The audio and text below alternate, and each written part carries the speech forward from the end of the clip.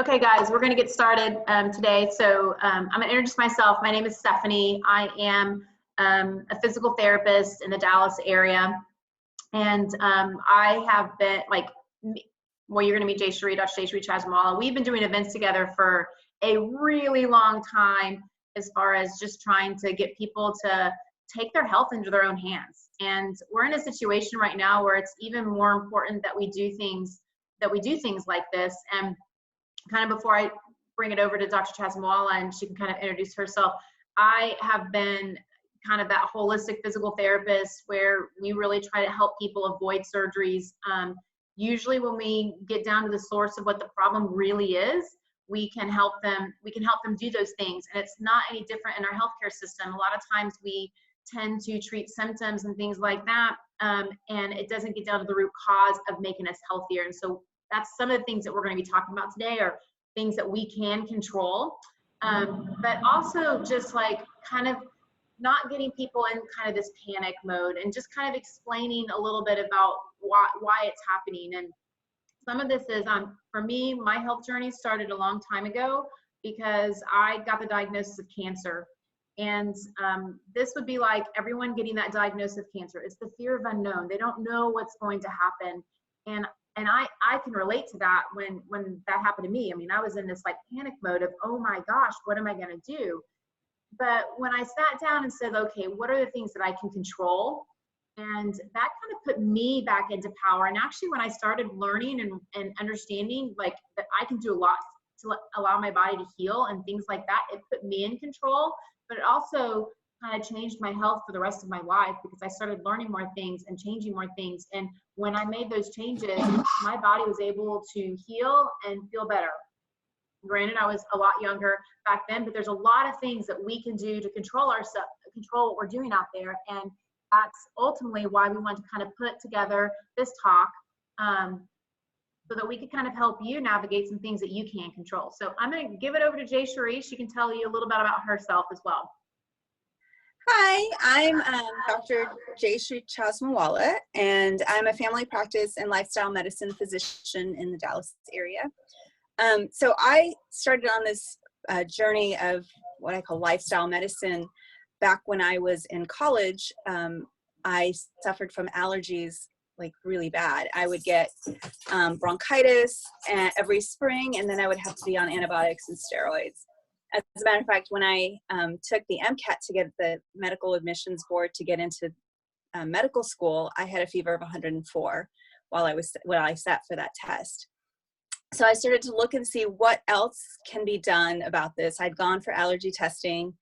I reacted so strongly to the testing doses that they had to dilute the testing doses. And then at the end of that, he was still like, take Claritin. And I was like, well, I've been taking Claritin for so long, it's done nothing. So I started researching and I found the connection between nutrition and allergies. And the big thing was dairy, giving up dairy. I was already vegetarian, so I started giving up dairy and I became vegan. And after that, I did not suffer from allergies again. I mean, here it is 23 years later, and I don't have any allergies. So that was my first connection between what we do in our everyday lives and how that can impact our overall health. I was excited in medical school to learn more about this, but we weren't taught anything about nutrition or exercise or any of the other impacts that we know, the effects that we know that lifestyle can have on our health. It was just all, disease, medicines, surgery, procedures, all stuff like that. What nutrition we did learn was basically, it was 2 hours in the entire medical school. It was all about like how to tube feed a comatose patient or like nutrition specific vitamin deficiencies, which, we don't really see, like scurvy. So I don't know why we learned about scurvy. So Stephanie and I joined up, I think it's been like 10 years now. We've been doing these kinds of talks to help empower people to take control of their own health. Because what we do in our everyday lives is more important than going to see a doctor once a month, once a quarter, once a year. And it's still important to see your doctor, but that the more impact you're going to have in your health is based on what you're doing every single day, what habits you have.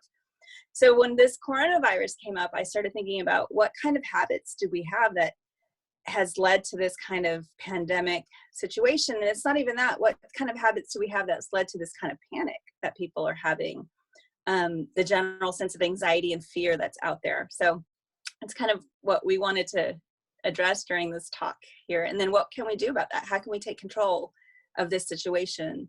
And what can we control? Yeah, so let's get into a little bit about, because you were going to kind of talk about some of the symptoms and things like that we should be looking for, and then we can get into kind of some of the things that we can do ourselves to protect ourselves. Okay. Yeah. So right now, as far as, so I'm seeing a lot of patients through telemedicine, and all the guidelines say that, these are the symptoms that we're watching out for.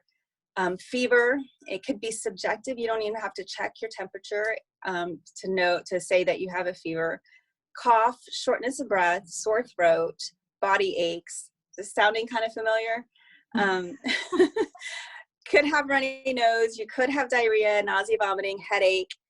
So it's very similar to the flu or cold. And so what we're saying right now is that if you have any of these symptoms, assume that you have the coronavirus because it is pandemic and it is here, and that to go ahead and isolate yourself.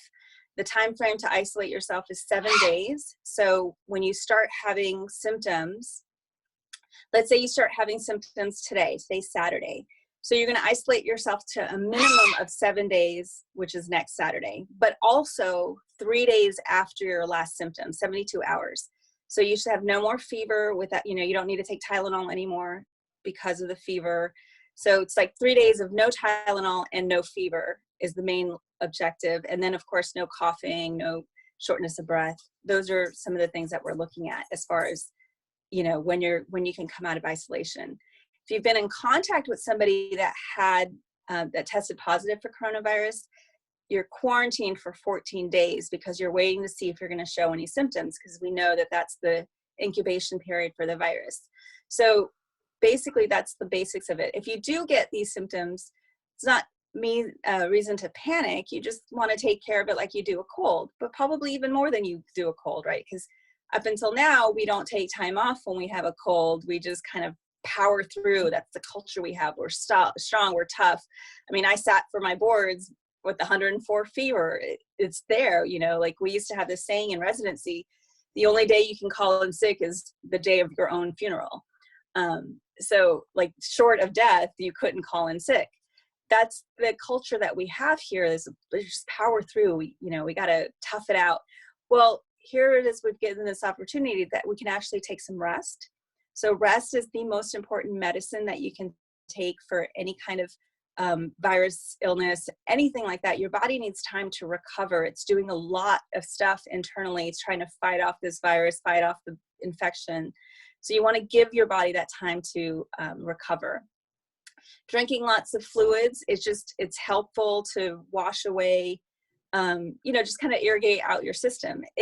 I've read some memes that talk about, the virus lives in your throat. If you gargle and drink water, it gets rid of it. That's absolutely false. The benefits of drinking water and staying hydrated is just it gives your body the resources it needs to fight things off, and it flushes out the, inflammatory markers, all the byproducts of trying to fight off the infection, and then, you're kind of starting afresh. So that's the benefits of drinking water. Other things, the big thing to note is that if you do have fever, aches, and pains, you do want to avoid ibuprofen. That has been shown to complicate coronavirus even further. So you want to stick to Tylenol only. And then the regular, symptomatic treatment. So if you have cough, you can take cough medicine. If you have congestion medicine, things like that. So, cough drop for a sore throat. So all the other things that you would normally do for a cold still hold.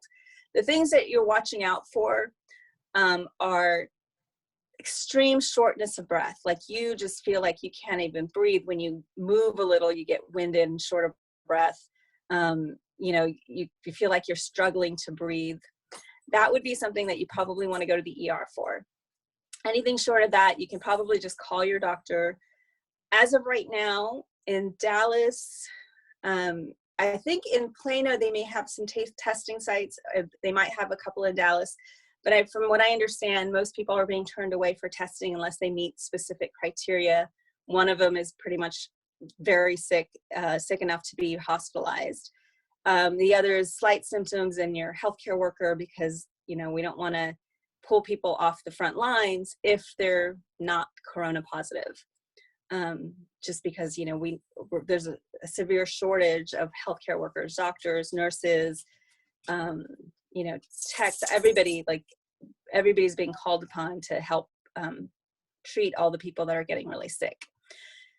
The things, again, those are the big things to watch out for. Anything short of that, you probably just call your doctor and treat it at home and isolate. So antibiotics are not effective against viruses, and this is a virus. So right now, there have been some, you know, some things out there about Plaquenil, the hydroxychloroquine, which is a treatment for rheumatoid arthritis, and Z-Pak, but there's not enough large enough studies to show that it's actually helpful or not. Z-Pak is an antibiotic, so that brings with it the whole problems with antibiotics. So right now there's not enough for people to take that for even the minor illnesses, because right now they're saying that the risks outweigh the benefits for that. So we're just kind of treating, like I said, treating the symptoms, staying at home, resting, and letting your body recover. Yeah, so let's get into some of the things that we can do. And I know, like, whenever we have these crazy situations, like I can tell you I've had probably 3 or 4 in my life where I'm like, oh my God, why is this happening? It's horrible.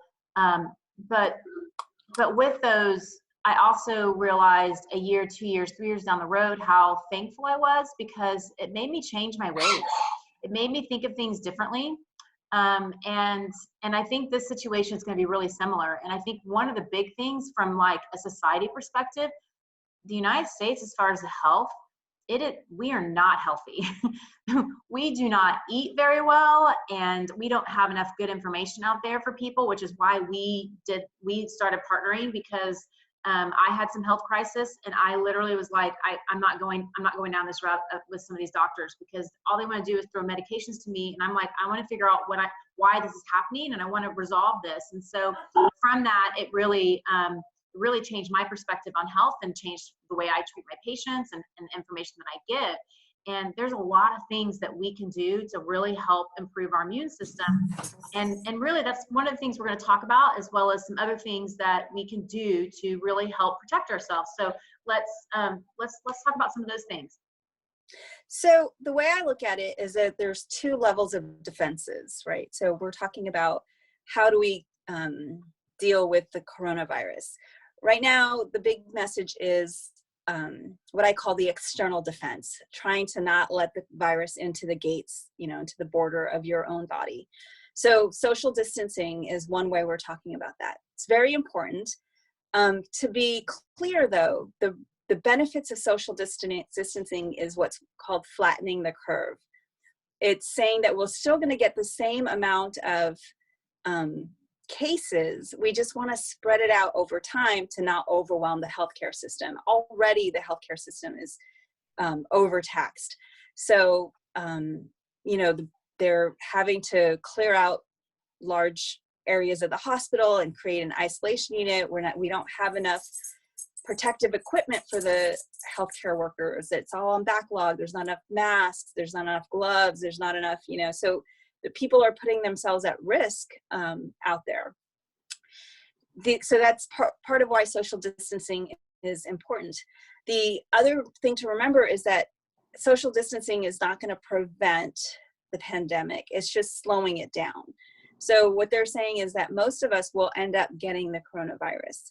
The good news is 85% of the people in China that got the coronavirus healed, were asymptomatic, had no, you know, there was like maybe mild illness, like a mild cold, but other than that, they had no symptoms. So basically most of us, 85% of us, are gonna not have any symptoms. We'll just be a carrier and pass it on to somebody that's more at risk. So that's the other benefit of social distancing, is that we do have people that, you know, are more at risk, elderly, people with comorbidities, but we're also seeing that young people can get affected, and you know, I haven't seen what's going on with the young people, but they're saying 20% of the cases are in cases of young people. These are hospitalized patients in young, you know, ages 20 to, I think it was like 60 in there. Some of that too, I think, and we won't know is, you know, if you're a smoker, which again, Right. taking care of your health, if you're a smoker, you're going to be at more of a higher risk because you smoke. And so some of these young people, that could be part of it. And then you hear some of the craziness with people just flooding down to the beaches and things like that, which, you know, is crazy. Right. And that we'll get into a little bit more when we talk about the internal defenses, what our body can do once the virus reaches us. So other external defenses, the other thing to keep in mind why social distancing is really important, why we're talking about flattening the curve, giving healthcare time, you know, to get the infrastructure in place and have, you know, like less cases at one time, is that in Italy, they literally have, we've heard stories, we've read reports about doctors literally having to choose which patient's going to get the ventilator, which means which patient's going to live. So if we have all these people that are at risk and everybody's out freely passing things around to people, and then you've got 3 people that, let's say, you know, 3 people are really sick and there's only 1 ventilator, how do you make that decision? Who's going to get the ventilator, who's not? It's a very tough situation for the healthcare workers, for doctors, for the families involved, for the people involved. And, you know, so those are some of the reasons for social distancing. Other things that we can do, washing your hands, you've heard this, right? Like 20 seconds under hot water with soap. Soap and water is the best. In a pinch, you know, like this, the hand sanitizers will do. The thing I don't like about hand sanitizers is you're rubbing your hands. Where does the germs go? It's still there. So it's like you need to kind of rub it off.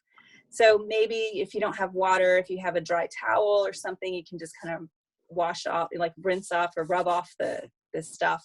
So hopefully that takes care of all the dead, you know, virus or particles or whatever it is. So that's why soap and water is the best. And it doesn't have to be special soap. It can just be regular everyday soap. There's no benefits to antibacterial soap versus, you know, just regular hand soap. And then not touching your face, which I'm really guilty of. I'm always touching my face. And that's because we touch things all throughout the day. And if we put it on our face, we're just basically putting that on our face. So you don't want to touch your face. If you're going to cough, you want to cough, you know, into your elbow or have a tissue and cough into a tissue and throw the tissue away immediately and wash your hands. So, you know, we want to wash your hands as frequently as possible, before and after lunch, before and after using the restroom, or after using the restroom. And then anytime you kind of cough, blow your nose, touch your face, things like that, you want to wash your hands. So those are mostly the external defenses. So you're kind of preventing that virus from penetrating the walls of your body. So then we can go into internal defenses. What can we do once the virus has penetrated the body to fight off the virus?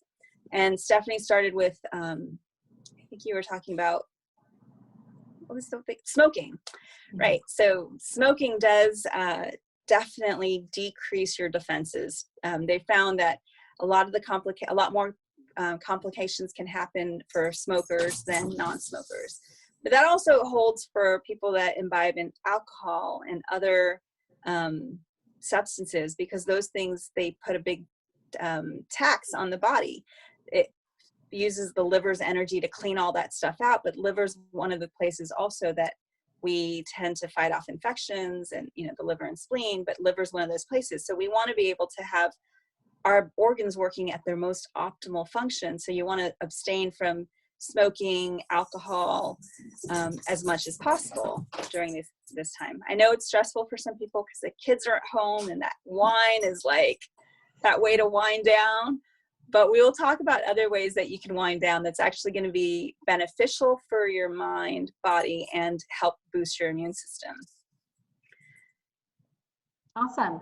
I know for me, like, so my cancer that I had actually came from a virus. And that was my problem, is I couldn't get rid of this virus that was in my body when I had my cancer. And I can tell you the biggest thing that helped me on fighting that, as well as just staying even healthier, was diet. Like diet is a huge part of that. So let's go into maybe some of the things that we can do from a diet perspective that will help boost our immune system.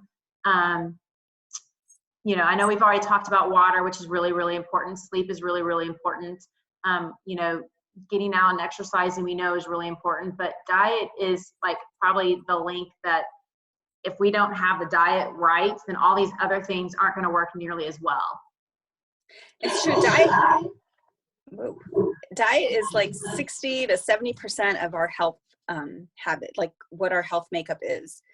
And I just don't like using the word diet. It has such negative connotations now. So I like to say our dietary habits or our dietary patterns, because that's what basically it is. What are our dietary patterns?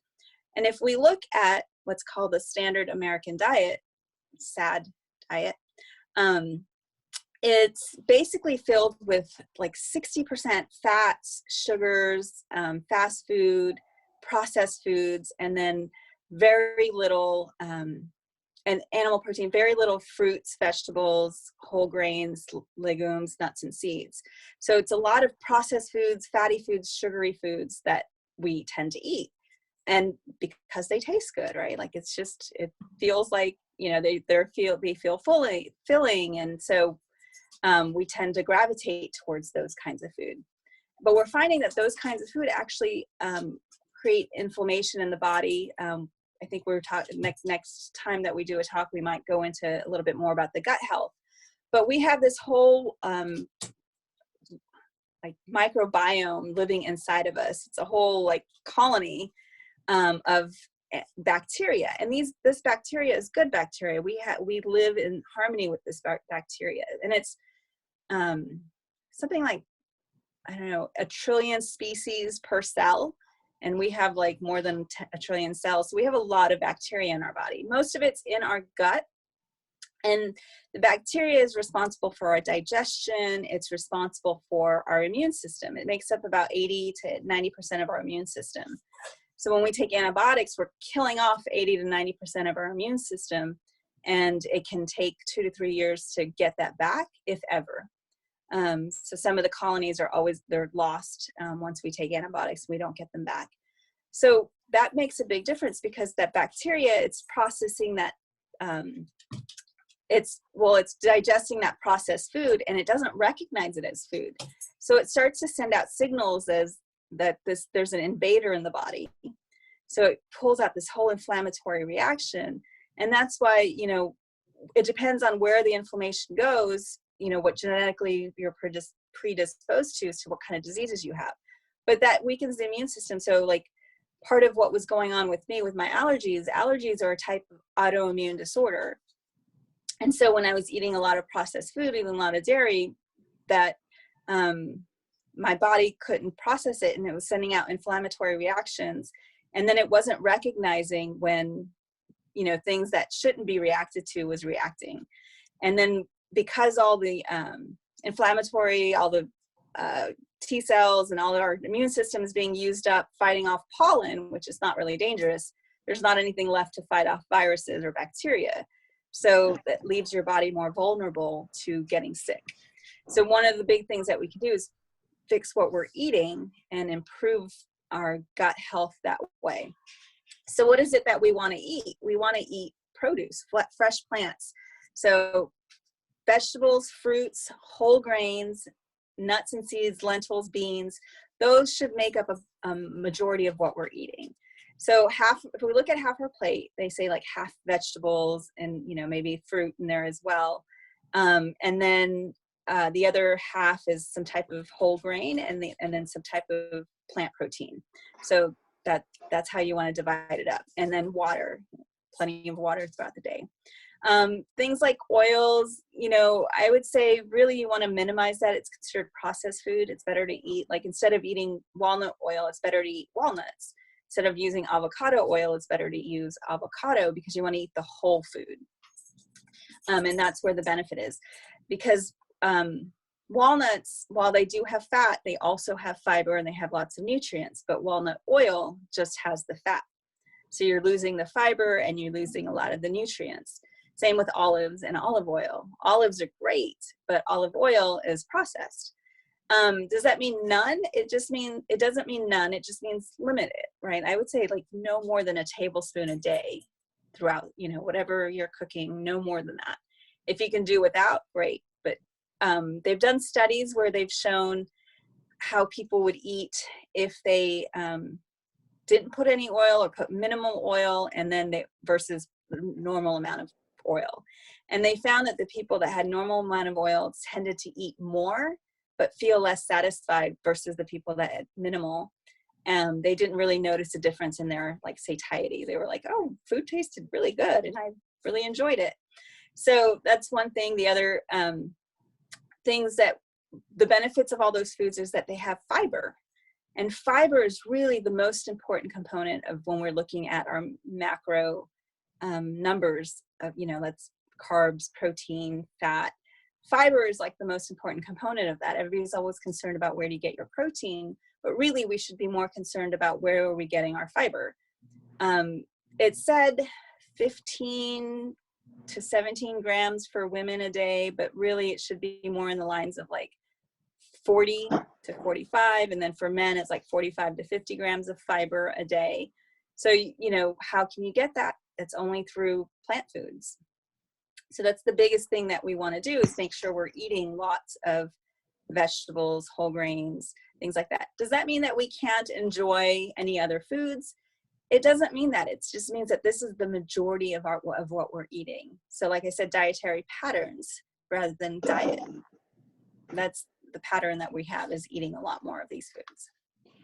Another thing that you're hearing is yeah, we want to have a good diet. Make sure you take your vitamins and things like that. And I know there's just a lot of research on vitamins that they actually can inflame the body. So can we talk a little bit more about that and maybe some other options that are better?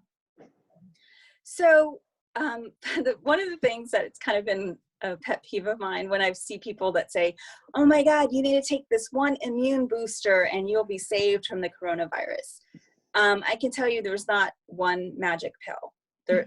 It's about what your overall diet or overall plate looks like. And no one magic pill is going to fix that. The problems with vitamins is that it's still a processed food. You're taking out, let's say, there's some vitamins out there that said made with fresh vegetables, but then you look at it and it's basically all these vitamins A, B, C, D, or whatever it is, and it's 100% or 80%, and you're thinking, well, kale doesn't have 100% of vitamin A. They're trying to extract all of the vitamin A and leave everything else behind. Well, we found that that's not actually good, because when we look at, let's say, an apple has 10,000 different phytonutrients that we know of, that we've named, and it may even have more. So if we're saying, okay, well, we're just going to take the vitamin C out of apple, what about the other 9,999 nutrients, right? So there's things in there that work synergistically. If you look at an apple itself, it has maybe 5 or 10 milligrams of vitamin C, which is more potent than a 500 milligram capsule of vitamin C. So just that little bit works really well, because there's all the other vitamins and phytonutrients in there. They work together in symphony. It's a really beautiful symphony that they work together in. So, when you're looking at vitamins and supplements, you want to look at that. Is it separated out? Is it just going to be that one vitamin and then everything else is out of balance? If it's like that, your body's not going to recognize it. It's going to look at it as a foreign object, and it creates that inflammatory effect. And then the other thing is, what happens when you take vitamins? When I used to take vitamins, I used to notice that my pee was this weird color. It's this really bright yellow color. Well, that's because all the vitamins just basically got peed out. So whatever I didn't absorb and didn't create an inflammatory reaction in my body was just being disposed of, which was a lot of it. So that would be the other thing that you want to look at, is that you know, how much of it are you absorbing? Are you absorbing any of it? One of the products that I do recommend, is called Juice Plus, and it's basically fruits and vegetables that have been grown using, you know, no pesticides, no herbicides. They're tested at several different levels to make sure that they don't exceed certain amounts of some of these things that just seep in from the environment because they're there, not because they use them. And they blend them up in like an industrial sized Vitamix, they dehydrate it, and they put it into capsules or chewables. And I like that because you're just getting like all of the apple. They're not saying, okay, we're just taking the vitamin C. You're getting all of the apple, all of the cherry, all of the spinach, all of the kale, and they're just blending it together. So I still don't say that that's all like, oh yeah, just take Juice Plus and then you're good. I say like it's a catalyst to a healthy lifestyle. If you're not already living a healthy lifestyle, then it's your first step towards that. And a lot of people that start taking it start noticing that they're internally inspired to eat better, and they're internally inspired to exercise and drink water, and you know, it helps them sleep better. So then it becomes this, it helps them kind of break into that cycle of living healthier. For people that it's just extra nutrition because we can't eat enough fruits and vegetables. A lot of our fruits and vegetables have been depleted because the soil isn't nutrient rich. So, you know, we kind of go into that chain. So it's just it's one of the many things that we can do, and it's a simple thing that we can do.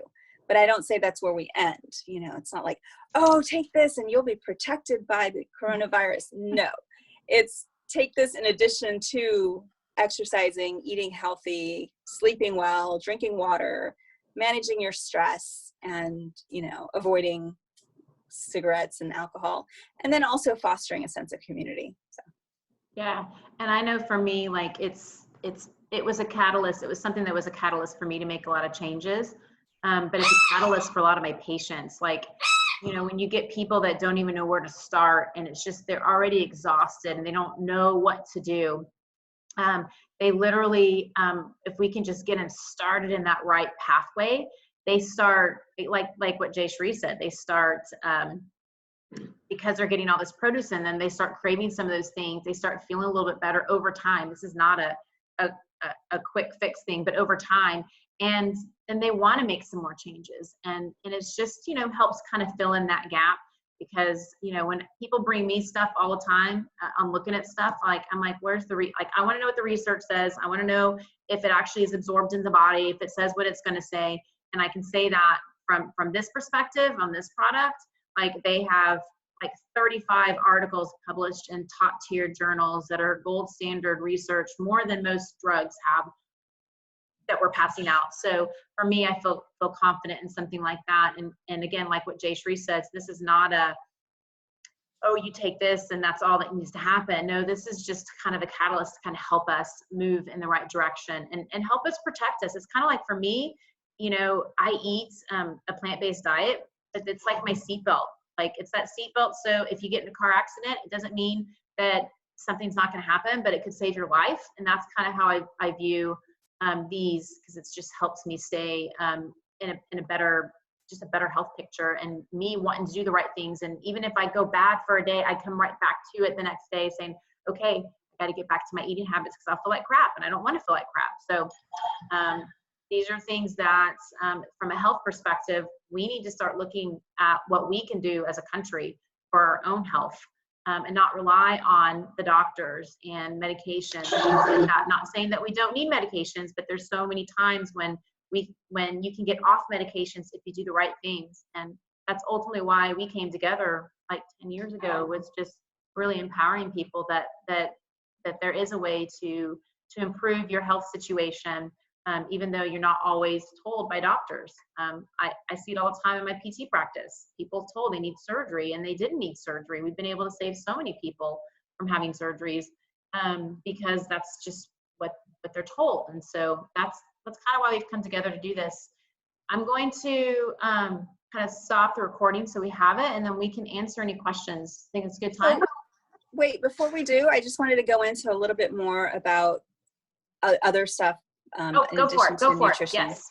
Right. So we mentioned exercise. Exercise is really important. The recommendation is 150 minutes a week of some type of vigorous, moderate, vigorous activity.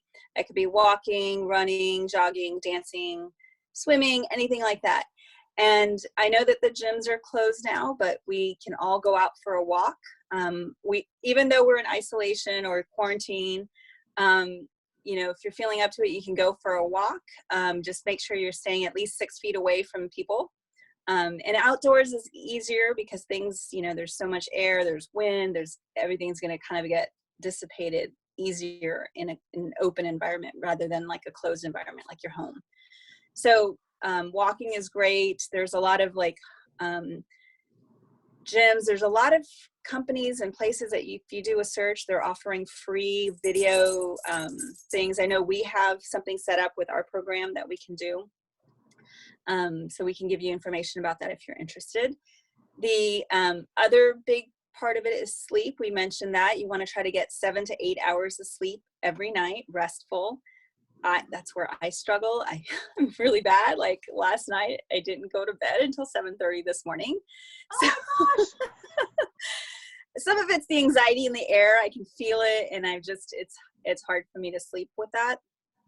I'm not anxious myself. I can kind of feel the ambient anxiety from other people. And yeah. And then the other thing, like I said, avoiding risky substances, and then fostering a sense of community. And I know it's hard because we're socially distant, but we are living in an amazing time because we have technology and we can do things like this Zoom where we're kind of we're going to open this up for questions and discussion, but we're actually going to be able to interact a little bit more than we would have if we didn't have this technology.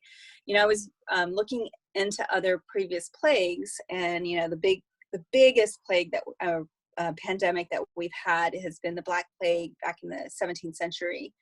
And, you know, people, like whole towns were dying off from the Black Plague, and people were isolated and quarantined.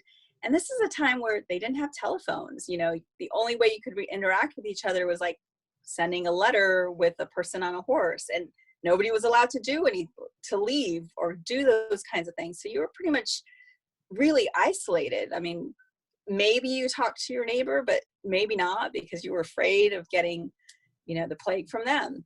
So here we have this opportunity that even though we're socially distancing ourselves, we can actually engage in technology to help create that sense of community.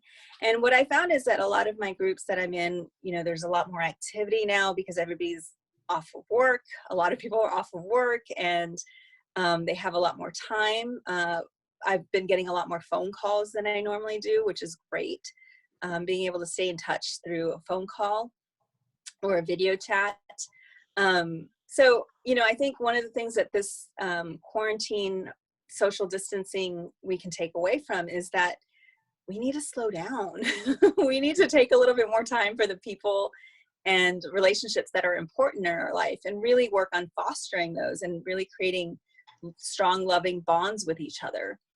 The other big thing that I'm seeing a lot about is, you know, managing this anxiety and stress and fear. And this is actually true of any time in our lives, right? Like, it doesn't have to be just during this quarantine, but, you know, anytime we can engage in meditation. I personally practice a type of meditation that's called mantra meditation. You say a mantra over and over again for a certain amount of time, and you focus in on saying the mantra and hearing the mantra. So it's like kind of both. And then I do it on beads, so I'm engaging my sense of touch. You can light incense and engage your sense of smell. So you're kind of engaging all of the senses in this type of meditation. But it doesn't have to even be that fancy. You can even just like focus on your breathing. Headspace is one of the people that are offering like free meditation courses. You know, it just kind of takes you through different meditations, and you finish, you know, you do one day, and then the next day it's something else. And they have, it's called Weathering the Storm, and it's really focused and geared towards handling the anxiety and stress from this coronavirus that's out there. managing your stress is another great way of boosting your immune system. Actually feeling a sense of love and joy and connection boosts the immune system. So it's funny, it's really interesting how this mind, body, spirit type thing engages with each other to help you be at your most optimal health. So really that would be the one big takeaway I would take from this quarantine and all of this is takes a few moments to slow down and use this time to start engaging in habits that you can kind of continue even when you go back to work.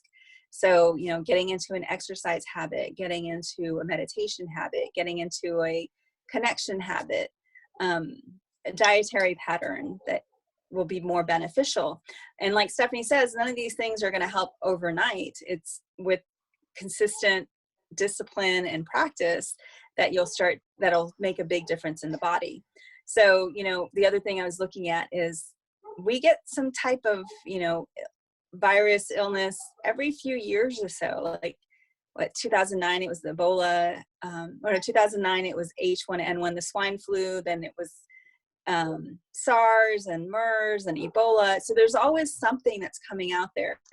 And when you live a healthy lifestyle like this and you have these patterns of engaging with healthy habits, you're giving your body the most optimal opportunity to fight off and have the best outcome possible. It doesn't mean that, you know, it doesn't mean like if I'm engaging in these things, it doesn't mean that I'm not going to get sick. It's just giving myself the best defense possible. And the other thing that we're finding with the coronavirus is those that actually have a pre-existing condition like hypertension, high blood pressure, diabetes, lung disease, you know, elderly, they tend to be more susceptible to complications. And what we found is, with the exception of elderly, engaging in these habits helps prevent those comorbidities. So, you know, these kinds of things are not just good for the virus, but it's also good for your overall health. So you want to make sure, you know, to try to engage in some type of healthy habits or healthy activities. Sorry, my bird is not liking me, not giving him attention right now.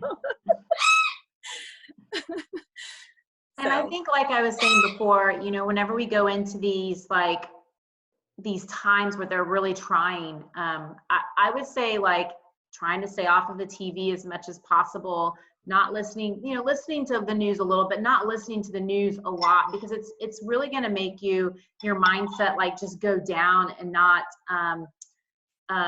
be in a good headspace, which is not good for our health either. And so really taking this time to, spend time with family and do things more outdoors. I've like been going out walking or running every single night. Oh, thank you, KM. Every single night, and it's been great. I'm seeing people out when I normally don't. And so, so it's been great. I think we're going to learn a lot from this, like we do with any health crisis. But I'm going to stop the recording. So if there's any questions for anyone, we can